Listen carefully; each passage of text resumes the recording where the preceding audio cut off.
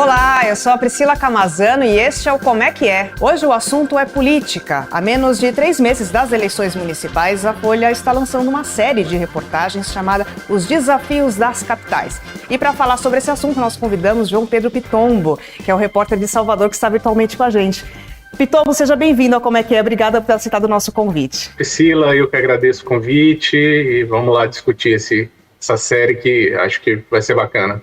Pitombo, eu já queria pedir para você contar um pouquinho para quem está assistindo, né, o objetivo dessa série, né, e quais são os principais gargalos aí nas capitais do Brasil. O que o leitor vai encontrar nessa série que já começou, né? Daqui a pouco a gente vai falar sobre os desdobramentos da série, mas quais são os principais aí que foi apurado durante esse período? Então, a gente começou a publicar a série na semana passada, né, essa série chamada Desafios nas Capitais, e ela foi pensada para trazer um debate mais propositivo, né, sobre as cidades nesse ano de eleição municipal.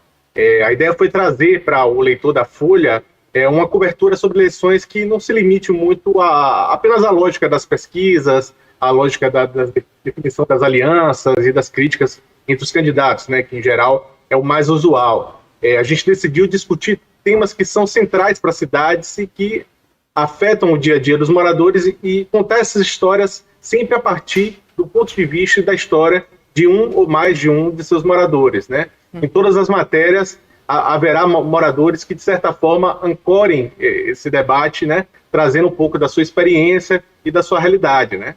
Então, para isso, a gente mobilizou a nossa equipe de correspondentes nacionais e vamos discutir aí os principais gargalos das maiores capitais brasileiras. São ao todo 11 cidades que a gente vai trazer para o debate e 11 temas que a gente vai colocar em debate, né? A primeira reportagem saiu na semana passada, como eu falei, discutiu o tema da violência em Salvador. Seguimos na segunda falando sobre o tema da primeira infância, levando em conta o exemplo de Curitiba, e já tem uma terceira já no forno, que a gente vai discutir um pouco da crise da saúde na cidade de Fortaleza. Sim, como você falou, já saiu a primeira matéria que você fez aí de Salvador, né? Eu queria te perguntar, então, a gente queria explorar um pouquinho mais sobre os temas que você trouxe nessa matéria, né? Pitombo, quais são os maiores desafios da gestão municipal em Salvador?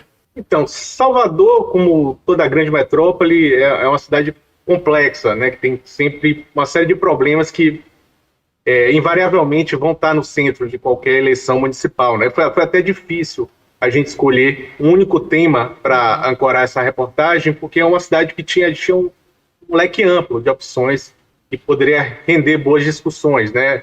A gente poderia falar um pouco também sobre transporte público, porque é um tema bastante relevante. A cidade enfrenta uma crise nesse setor. Aliás, a maioria das cidades brasileiras hoje enfrenta uma crise no transporte público, né? Houve queda no número de passageiros, frotas sucateadas, em geral um desequilíbrio na maioria das cidades no financiamento do transporte. Outro tema que a gente poderia trazer também seria o desemprego, né? Salvador, em geral, é uma cidade que aparece liderando os dados do IBGE, né? Dentre as cidades pesquisadas, normalmente é a cidade que tem o maior índice de desemprego, tem um alto índice de informalidade. Outro tema também que ganhou um debate recente foi a questão do uso do solo, né? Depois de uma decisão recente da prefeitura de vender alguns terrenos públicos que são cobiçados por empreendimentos imobiliários, né? Essa pressão imobiliária, e parte deles estão em áreas verdes, o que gerou uma série de críticas. Mas a gente avaliou que o tema da segurança, mesmo constitucionalmente sendo um tema mais ligado ao governo do Estado, é um tema que não poderia ficar de fora da série, já que é um assunto que, em geral, está no topo, entre as primeiras, normalmente, queixas, né, da população, queixas ou preocupações, quando isso é medido em pesquisas de opinião, né? E a escolha de Salvador para esse debate acabou sendo uma escolha óbvia, né? Porque é a cidade que enfrenta um cenário de crise na segurança já há alguns anos e que é uma situação que escalou, né, nos últimos anos, muito por conta da disputa entre facções criminosas na cidade. E, Pitombo, como você falou, né, você escolheu, né, esse tema da segurança pública para tratar nessa matéria, né? E você fala ali de dados do Atlas da Violência. Eu queria que você trouxesse para a gente o que o Atlas da Violência trouxe, né, de dados ali sobre Salvador.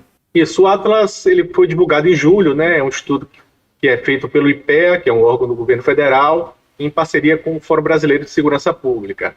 E esse estudo apontou que Salvador foi a capital brasileira com maior proporção de mortes violentas em 2022. Ao todo, a taxa foi de 66,4 mortes a cada 100 mil habitantes no ano de 2022, né? É uma posição incômoda para a cidade, que reflete um pouco essa escalada de violência que a Bahia enfrenta, né, nos últimos anos, e que em muito é impulsionado por uma disputa entre várias facções, né, que atuam no tráfico de drogas, né? Salvador tinha um cenário antigamente em que a disputa entre facções se dava mais entre grupos locais, grupos criminosos locais. Isso acabou se nacionalizando, né? Isso hoje Salvador tem uma presença maior, por exemplo, da facção do Ouro Vermelho, que disputa espaço com uma facção local chamada Bonde do Maluco, mas essa é uma facção que atua de forma associada com o PCC. Então, o que as autoridades dizem é que essa dinâmica do tráfico, ela tornou mais complexa, né, o enfrentamento à violência no Estado, né? Sobretudo a questão do armamento também, que cresceu muito. Só nesse ano, por exemplo, a polícia apreendeu 40 fuzis que estavam na mão de criminosos. Então, aliás, o governo do Estado, inclusive, divulgou hoje, né, um balanço de violência com dados do primeiro semestre de 2024. Houve aí uma queda de 13% no número de mortes violentas, mas os números ainda são muito altos, né? Ainda tem muito trabalho a ser feito. Sim, Piton, eu queria também que você trouxe nessa sua matéria também dados sobre a letalidade em Salvador. Quais são os indicadores de letalidade em Salvador? A letalidade policial é uma outra face desse mesmo problema e não menos importante, né? Especificamente em Salvador, a gente não tem dados recentes sobre letalidade, mas a capital, em geral, ela segue a tendência do Estado, que é de crescimento. Hoje, a Bahia é, de longe, de muito longe, o Estado com o maior número absoluto de mortes em ações policiais. E essa tendência tem sido de crescimento nos últimos anos. No ano passado, dados levantados pelo próprio Ministério da Justiça, apontam que houve um crescimento de 15%, nas mortes em ações policiais comparado com 2022, né? Uhum. A gente até fez uma matéria no início do ano, em fevereiro, mostrando que esse número saiu de 1.468 mortes em 2022, foi o último ano da gestão do então governador Rui Costa, né, hoje ministro da Casa Civil.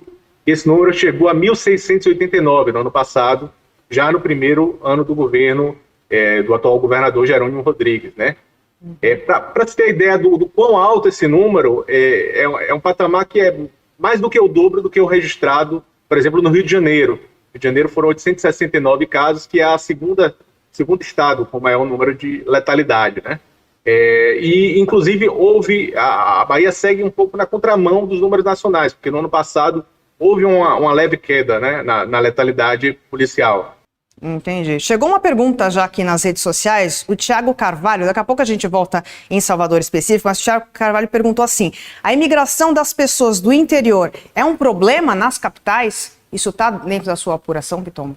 Olha, eu posso dizer que talvez seja até o contrário, né? No caso de Salvador, a gente teve uma queda na população, comparando o censo de 2010 e o censo de 2022, né? A gente até cita isso na nossa matéria, porque obviamente que não tem como mensurar diretamente o que causou essa migração da população, seja para o interior, seja para outras cidades, mas a violência é um ponto que a gente ouve de muitas famílias, né? Inclusive a personagem central da nossa matéria, que é a Ana Sueli Souza, né, que a gente vai falar um pouquinho mais à frente, ela está com planos para mudar, deixar a cidade, justamente por conta da questão da violência. Então, acho que, no caso de Salvador, a situação é justamente o contrário. E voltando, então, aqui no caso de Salvador, então, eu queria que você relembrasse para a gente, que é um assunto que você trouxe também nessa sua matéria, uma operação que teve da polícia, que resultou aí na morte de jovens na comunidade da Gamboa, né? Foi uma operação lá em 2022.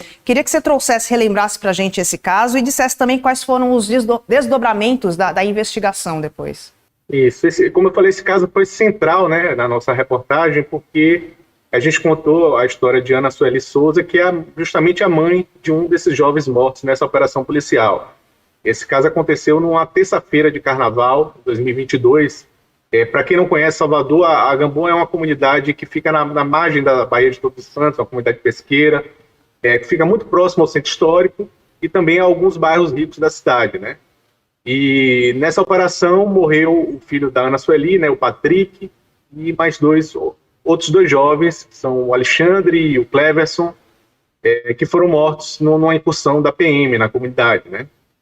Os policiais, na época, alegaram que houve troca de tiros, mas o caso foi investigado pela Corregedoria, pelo Ministério Público, que apontaram que havia uma inconsistência nessa versão. A perícia apontou que os jovens que foram mortos, na verdade, eles foram mortos em via pública e foram levados para dentro de um imóvel, e, inclusive, há suspeita de que houve uma tentativa de ocultação de provas e vestígios. Tentaram limpar ali uma escadaria que tinha sido marcada com sangue, né?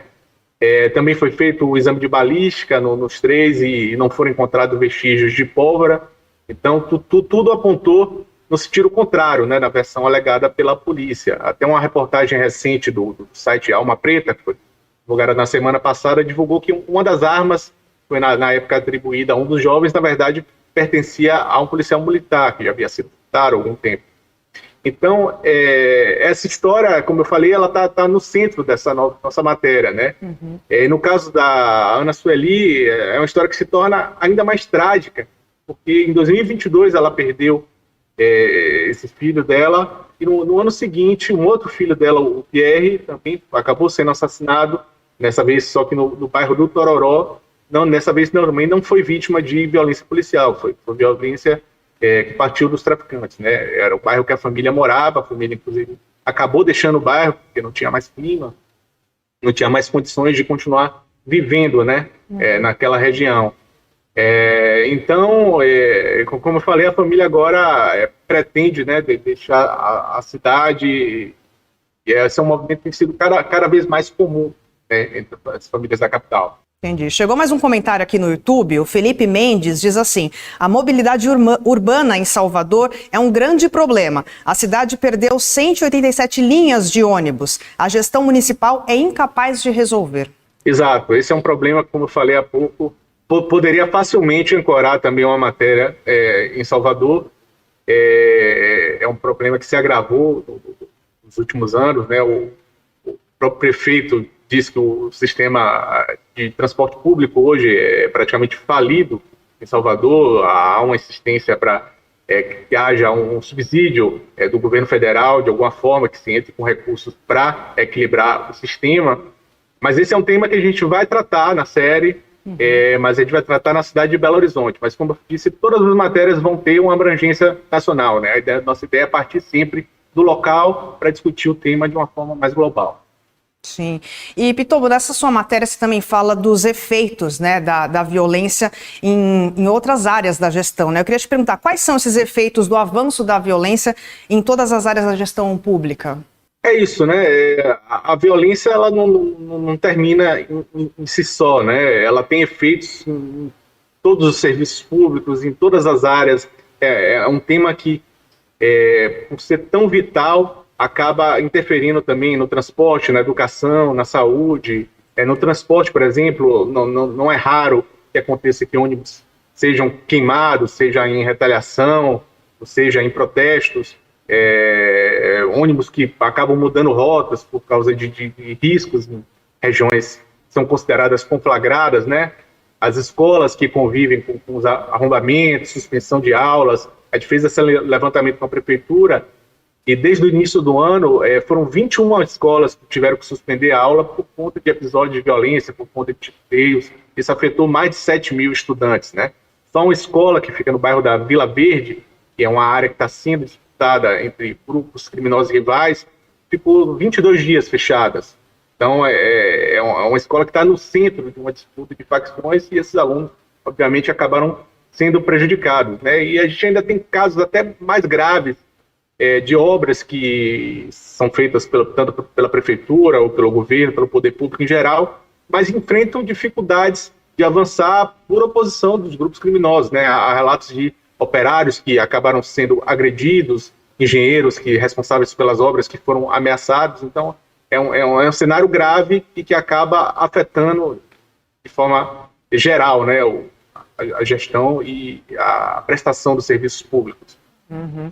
E, Piton, como você falou no início da nossa conversa, né, a segurança pública é de responsabilidade do governo estadual, né? Mas por conta, né, desses eventos, a gestão municipal tem que ter tomado algumas atitudes, né, por conta dessa complexidade. Como que a atual gestão tem lidado com com esse problema da violência em Salvador?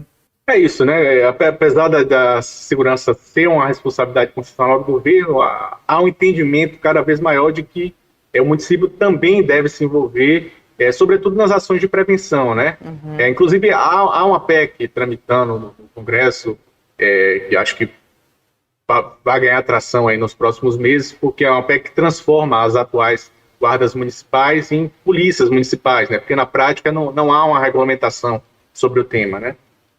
No caso de Salvador, a gestão do prefeito Bruno Reis, né, que é do Partido União Brasil, ele diz que atua na segurança por meio da Guarda Municipal, cita que são um pouco mais de 1.300 agentes e um orçamento anual de 4 milhões para custear a guarda, né? O foco, como eu disse, é a proteção do patrimônio, mas alguns casos de integração com a Polícia Federal, com a Polícia Militar, com as polícias em geral, sobretudo na questão do vídeo monitoramento, né? A prefeitura tem uma rede de vídeo monitoramento que pega vários bairros da cidade, sobretudo a região do centro histórico, né?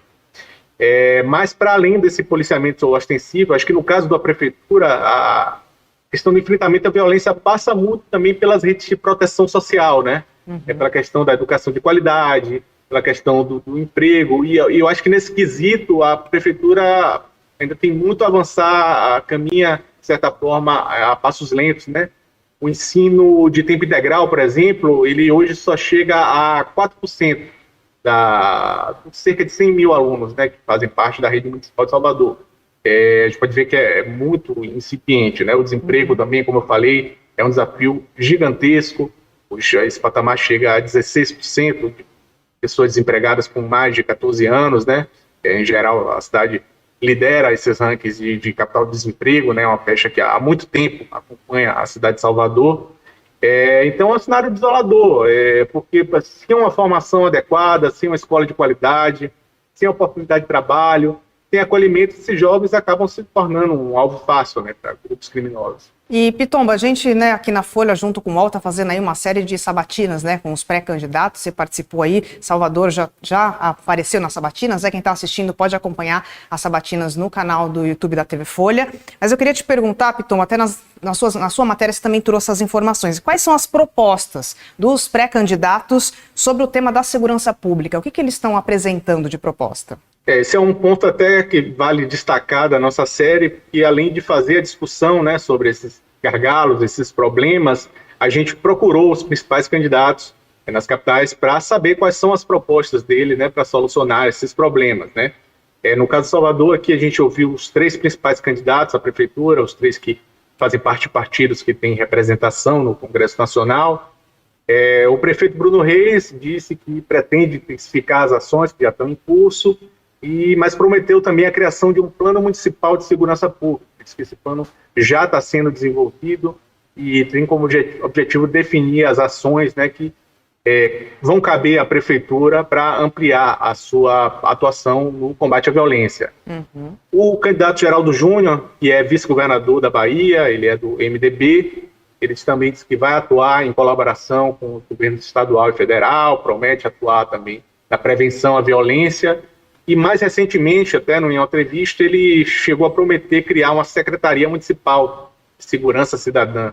Ele classificou essa nova secretaria que seria criada. O candidato Kleber Rosa, que é do PSOL, ele também é policial civil, ele diz que vai adotar uma metodologia também baseada nesse modelo de polícia cidadã, né, de fortalecer a cultura de paz, sobretudo nas periferias. E, assim como Geraldo Júnior, também ele prometeu criar um Sistema Municipal de Segurança Pública, um fundo específico para financiar essas ações que seriam desenvolvidas pela prefeitura, sobretudo nas comunidades da periferia da cidade. Certo. E, Pitomba, agora falando, né, voltando aqui na série, né, essa foi a primeira matéria, né, saiu, você fez aqui de Salvador, a gente já teve uma segunda matéria de Curitiba, né, da Catarina Scortese. Eu queria que você trouxesse pra gente o que a segunda matéria trouxe, né, de desafios ali de Curitiba. Qual que é a realidade ali de Curitiba? É isso, essa matéria saiu essa semana, na segunda-feira, uma matéria que foi feita pela nossa correspondente de Curitiba, Catarina Scortesi. Ela falou um pouco sobre as políticas de primeira infância, sobretudo o acesso a creches, né, que é um desafio enorme, não só em Curitiba, mas se replica também nas diversas capitais brasileiras, né? No caso de Curitiba, a cidade tem 9.500 crianças que têm entre 0 a 3 anos que estão na fila de espera, esperando por uma vaga numa creche, e isso, de certa forma, acabou resultando numa judicialização, né, dessa busca de vagas. No caso, a própria defensoria tem auxiliado as mães, né, em busca de vagas e moveu aí nos últimos meses cerca de 250 ações para obrigar, de certa forma, a prefeitura a oferecer esse atendimento de creches, né? Esse é um desafio enorme para as mães, sobretudo para as mães solo, né, que precisam conciliar o trabalho com cuidado com as crianças, né? Muitas vezes, sem o apoio, sem uma creche, elas dependem de familiares ou de vizinhos para cuidar dos seus filhos pequenos, né? Nessa reportagem, Catarina contou a história da diarista Yaraci. Ela tem 45 anos, também tem buscado uma vaga numa creche para o filho dela, que se chama Benjamin. A mãe tem o seu trabalho também, por isso enfrenta essa dificuldade, porque, em geral, a criança tem que ficar com a avó, enquanto a mãe precisa trabalhar, né? Essa é uma situação que se replica, sobretudo nas grandes cidades brasileiras, né? A gente também ouviu os pré-candidatos lá em Curitiba, Catarina, e eles indicaram, né, alternativas de aumentar a oferta de vagas, seja com a criação de novas creches, como também em parcerias, né, com entidades privadas. Sim, como você falou, são alguns temas que vocês estão destacando nas capitais, mas que valem também, às vezes são problemas que tem em outras cidades também, né? Piton, eu queria agora, para finalizar, que você dissesse para a gente, né, o que o leitor aqui pode esperar das próximas matérias, né, e quais são as próximas capitais que vão ser abordadas aí nessa série? Então, próximas matéria da série, a gente vai discutir a questão da saúde pública em Fortaleza, uma matéria que deve sair nos próximos dias, e esse é um tema importante porque tem sido central no debate político da cidade, né? Fortaleza enfrenta uma crise grave no setor de saúde, nos últimos anos o próprio prefeito reconheceu isso e anunciou uma série de ações para tentar mitigar esse problema, tanto na questão dos hospitais municipais, como também na rede de saúde básica, né? Mas ao todo vão ser 11 capitais, 2 já saíram, faltam 9. Vamos falar na sequência sobre a questão da ocupação urbana, levando em conta o cenário do Rio de Janeiro. Transporte público, como eu falei, a gente vai tratar em Belo Horizonte, em Manaus, a questão do meio ambiente, a relação da cidade com a floresta. No caso de São Paulo, o tema da habitação, é um tema que vai ser central nessa eleição, e a gente vai também propor esse debate. Na sequência, a gente vai falar sobre o desemprego e os seus impactos na desigualdade social no Recife. Em Belém, vamos falar sobre saneamento e a questão do lixo. Belém, que vai ser a sede da COP30 também, uma cidade importante. Vamos falar sobre educação na cidade de Maceió. E, por fim, é um tema que talvez seja obrigatório diante do cenário atual, né? Vamos falar sobre mudança climática e os efeitos das enchentes, que vai ser... Obviamente, a gente vai discutir isso na cidade de Porto Alegre, né, para encerrar a série. E é isso, a gente espera que, de alguma forma, né, essa série contribua para levar o debate sobre políticas públicas nessa eleição, que é um debate que é importante e às vezes fica um pouco em segundo plano, né, e de certa forma que a gente consiga apontar caminhos, soluções para esses gargalos, né, que enfrentam as nossas maiores cidades e os seus moradores.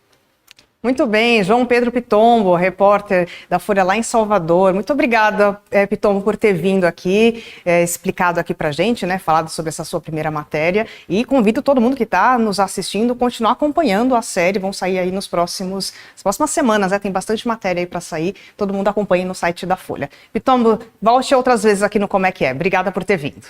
Combinado, Priscila. Eu que agradeço a oportunidade de falar um pouco sobre essa série, que é muito importante para a gente, e que convido também todo mundo a acompanhar as próximas matérias, que é um debate muito importante para as cidades brasileiras. E agradeço também a você que nos acompanhou até aqui, e amanhã estaremos de volta. Espero vocês. Até amanhã.